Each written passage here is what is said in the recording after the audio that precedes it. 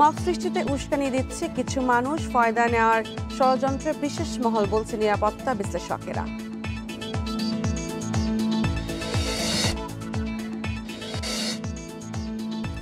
জুলাই অভ্যুত্থান নিয়ে জাতিসংঘের ফ্যাক্ট ফাইন্ডিং এর প্রতিবেদন আজ। মানবাধিকার লঙ্ঘন ও নিপীড়নের তদন্ত।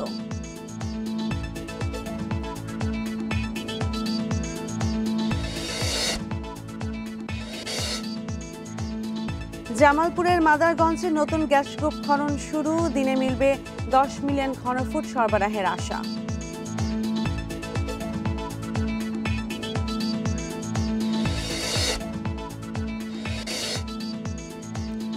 খুলনায় চিত্রনায়িকার বিরুদ্ধে মা ও বোনের জিডি মিথ্যাচার দাবি পপির, খতিয়ে দেখছে পুলিশ।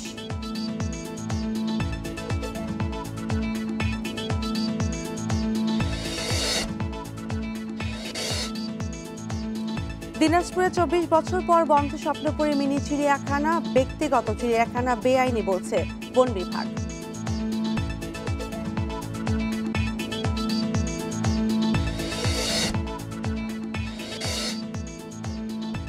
হামাস জিম্মিদের মুক্তি না দিলে গাজায় যুদ্ধবিরতি শেষ হবে, হুঁশিয়ারি ইসরায়েলের, বাড়ছে উদ্বেগ উৎকণ্ঠা।